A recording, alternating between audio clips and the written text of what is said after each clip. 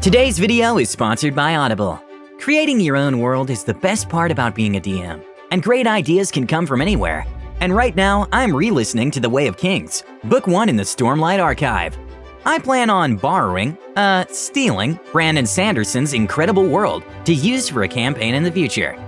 Download The Way of Kings for free with a 30-day Audible trial. Choose one audiobook and 2 Audible originals absolutely free. Visit audible.com/allthingsdnd or text allthingsdnd to 500-500. And now what you're here for. How the Dungeon Master Tricked Death into playing D&D for his soul. Episode 1. This is part 1 of a published short story by our writer and editor, which is available for free for a limited time. Click the link in the description below. Andrew sat at the kitchen table, with the contents of a now empty cardboard box spread out in front of him. He could not suppress a smile as he flipped through some of his loose notes from earlier campaigns, or a character that had met an untimely demise. The best times of his life were in front of him, and they fit in a single cardboard box. He sighed, picked up the papers and metal figures, and began to place them reverently back into the box. Andrew, it is time. A raspy voice croaked out behind him. He spun in his chair, nearly falling out when he saw the creature that stood behind him. A nearly 7-foot-tall black-robed apparition stood in his kitchen. Shadows danced inside the depths of the hood, obscuring any face that may have been hiding in the darkness. "I don't think I'm ready," Andrew said softly. "Oh? I have a proposition for you then," Death hissed. "We will play a game of your choosing. If you beat me, you get to live. But if you lose, well, there are things worse than death. Choose carefully." Death's whispers sounded like bone grinding against stone. "If that's the case," he thought for a long moment, "I choose Dungeons & Dragons." He gestured to the table full of character sheets and campaign notes. "What is a Dungeons & Dragons?" Death asked, bewildered. Even under the circumstances, Andrew could not hide his excitement. It had been too long since he had gotten to run a game of Dungeons & Dragons. He thought back to the first time he was explaining the rules to his friends. So many years ago now. "What? You've never played Dungeons & Dragons? Oh, it's fantastic. You're gonna love it. I'll help you create your character. Just pick something you think will be fun." "I choose to be the incarnation of destruction, the Reaper of Souls, the finality that all men must face," Death said from beneath the shadows of his hood. "That's great, but you have to pick from this list here. You know what? Let's pick a bard. You seem to like attention." "Does the bard harvest souls?" "No, he, plays music and stuff." Andrew did not actually know what bards did. No one ever played one in his group. "I do play a mean bone harp," Death said wistfully. "It's settled then. Let's play." "Well, now you need to roll dice for stats. Real easy. Just pick those up and roll them for each of these," he said, pointing to the stats on the character sheet. Death clutched the dice in his skeletal hands and rolled them across the dining room table. "That's a 6, and another 6. Wow, that's really good," Andrew said, fairly impressed with the roll. "Okay, just do that a few more times." Death rolled triple 6s 5 more times. "That seems a little suspect. You wouldn't be cheating, would you?" "You would accuse me of cheating?" Death's voice rose in anger. "Nope, you're just very lucky. 18s across the board. Great job." Death hissed in response. "Okay, Death, the game is starting."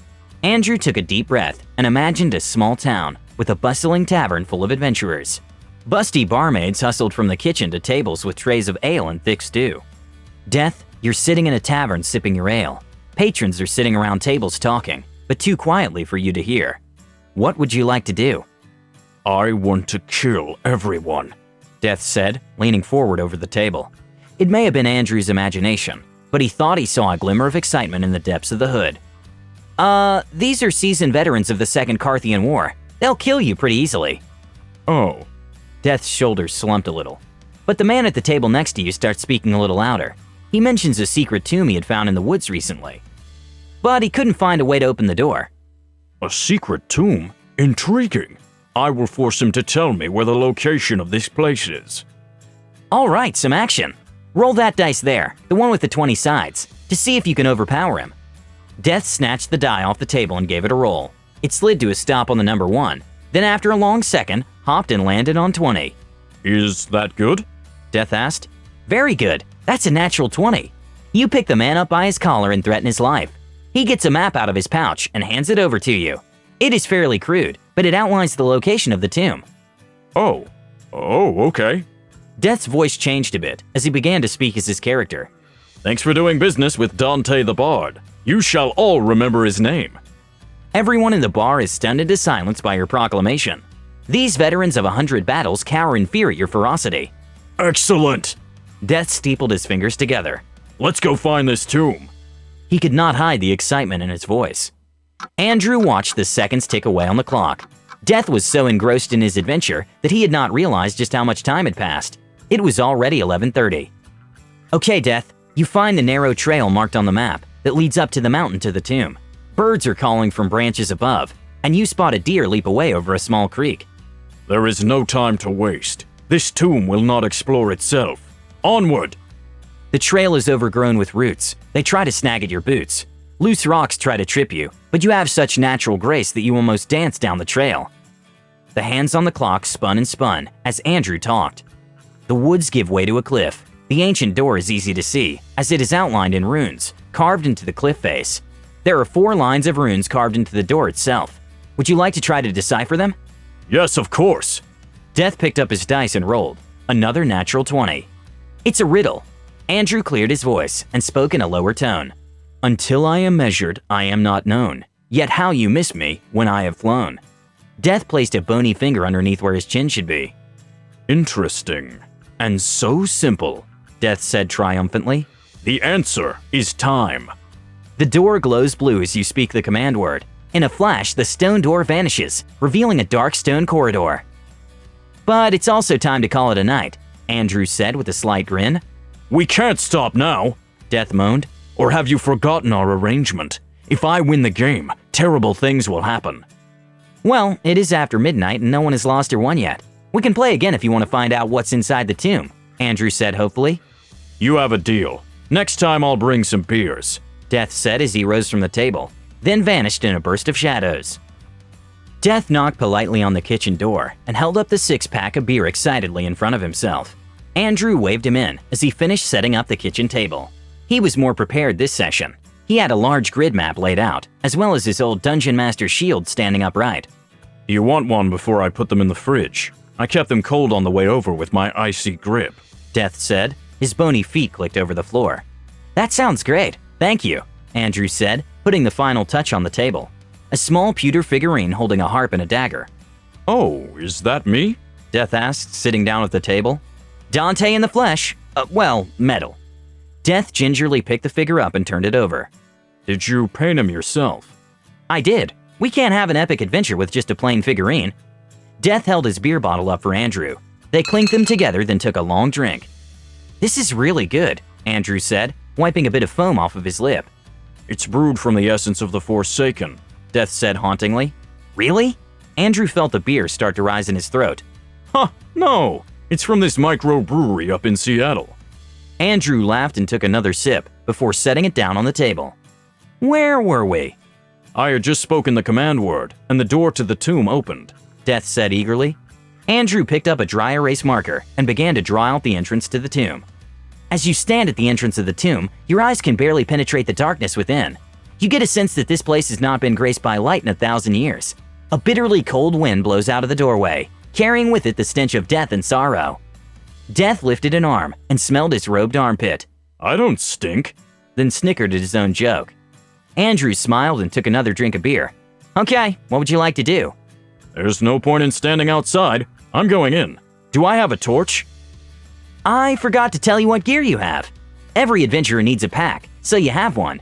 Inside is a length of rope, 5 wooden torches, and a bag of rocks. A bag of rocks? Death asked curiously. Yeah, you can throw them to trigger traps. Are there traps in this tomb? Death leaned forward. Maybe, Andrew said with a wide grin. I tie the bag of rocks around my belt and light a torch. I hold it high and walk into the tomb, Death said, and drummed his fingers against the kitchen table. Your torch pushes back the darkness, as if it is scared of your flickering light. Your boots kick up dirt that tickles your nose and threatens a sneeze. The walls appear to have been carved by crude tools that left them rough and uneven. Whoever built this tomb was not going for beauty, but what you can guess was practicality. The hairs on the back of your neck stand up. You get an uneasy feeling. Roll a d20. Interesting, Death said under his breath. He snapped up the dice and gave it a toss. 14. All right, add that to your perception, Andrew said, pointing to the number on the character sheet. Perfect. Your eyes pierce the gloom, and you notice a few of the stones in front of you are slightly elevated. I take out a rock and skip it across the ground in front of me. Death rolled again and threw a stone. The rock skips over the ground and lands squarely on one of the elevated flagstones. You hear a quiet click. A large blade slices out of a hidden crevice in the wall. If you had stepped on the trap, it would have cut you in half. Snap! Death shouted. A voice drifts on the cold wind as it blows from the depths of the tomb. Andrew put on his spookiest voice. If you venture further, the only thing you will discover is that this will become your tomb. Dante fears nothing. I draw my harp and play a heroic tune. Music drifts down the hall, striking fear into the heart of any creature that hears it. Excellent, Death hissed.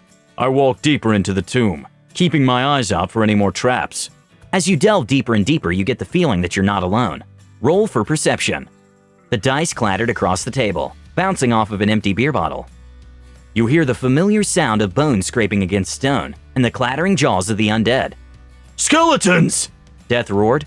I draw my dagger and advance on them. They will know the fury of my blade and song.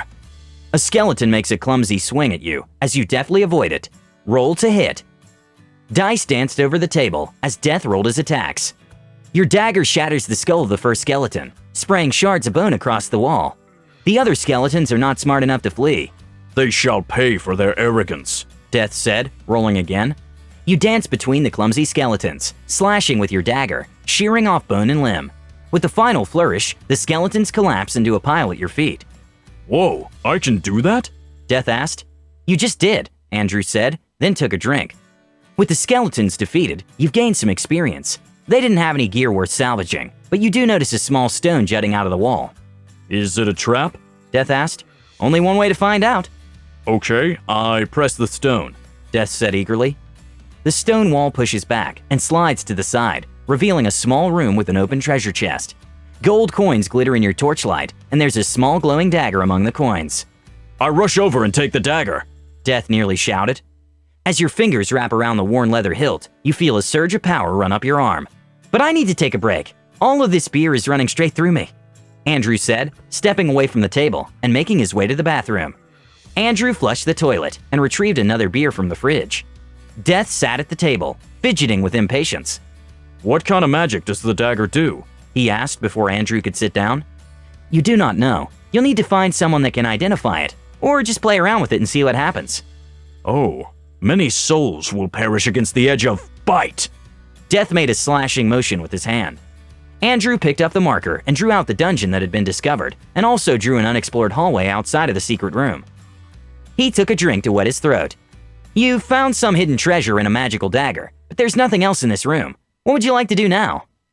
I hold my dagger at the ready and exit the hidden room. I've come this far. There's no turning back now. You walk forward, your glowing dagger pushing back the gloom. A small doorway leading to a winding stairwell is at the end of the hall. It's the only place you can go. Death nodded rapidly, encouraging Andrew to continue. The stairs are rough and uneven. The footing is precarious, and you have to place your hand on the wall a few times to keep your balance. You notice that with each step, you feel the temperature is dropping. With each exhale, you see your breath misting in front of you. Frost lines the wall. A woman's laughter echoes off the frost-limbed walls. It beckons you forward. You reach the bottom of the stairwell, which opens up into a large chamber covered in ice. Icicles dangle dangerously from the ceiling. The floors are covered slick sheet of ice. At the end of the room is a large throne.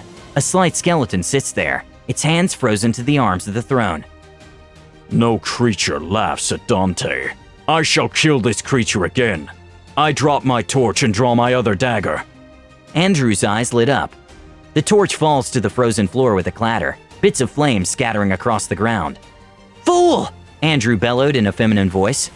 The ice begins to melt around the torch at an impossible rate. Torches lining the wall burst to life with vibrant blue flame one by one. Andrew resumed his female voice. I've been locked away in this prison for 1,000 years waiting for one such as you. The jaw of the skeleton creaked as it began to move. I don't know if I should reward you or kill you. The hands tore away from the throne's arms, leaving bits of decayed flesh behind. The world will know my wrath once more. All shall perish, thanks to you. Never. Death said with a harshness that took Andrew off guard. I attack her before she can completely free herself from the throne. You sprint forward, daggers held at the ready. She tries to pull her back off of the throne, but she is struggling. You get an attack of opportunity. Death rolled the dice, a 19. Direct hit! Your daggers plunge into her desiccated chest, shattering ribs into dust. You can attack again. Dice clattered across the table again, a 6. You stab forward, but she grabs your wrist. Her grip is like a vice. You can feel your bones threatening to break. I headbutt her! Death roared, rolling the dice. 16! You slam your head into her skull, sending a large crack up her forehead. She bellows in pain and pushes herself free of the throne. She slams a fist into your stomach and tosses you across the room. You land hard on your back, knocking the wind out of you. You take 5 damage. I push myself off the ground and shake off the pain. She will pay for that, Death growled. She begins chanting. Small blue flames dance in her eye sockets. Can I get to her before she finishes her spell? Death asked. It'll be close. I want to throw my magical dagger right between her eyes. Andrew inhaled sharply. That's a tough target to hit. You'll need a 20. Death nodded, picked up his dice, shook it, and let it roll. He leaned close, watching the dice bounce and turn. It narrowly avoided colliding with his figure. Andrew's eyes were locked on the dice. The way it spun, he knew it was a real throw. Death was not cheating for this. The dice spun and rolled one final time. 20. Death leapt out of his chair, pumping his fist in the air. The point of the dagger drives into the crack that you created when you headbutted her. Blue flames shoot out of the crack. The heat causes you to flinch. Her entire body bursts into blue flame. She howls in pain as she falls to her knees. With her final breath, she curses the name Dante. Her body becomes a pillar of blue flame that shoots nearly to the ceiling, then dies out, leaving a pile of ash in your dagger. Death was breathing heavy, and his fists were clenched. I did it! I did it! He shouted, rising from his chair. His heavy robes swished around his legs as he did a small dance. He stopped mid-dance and turned to Andrew. Wait, what does Dante do now? Andrew smiled. He already knew the answer to that question. Now he gets to meet the rest of the party Friday night.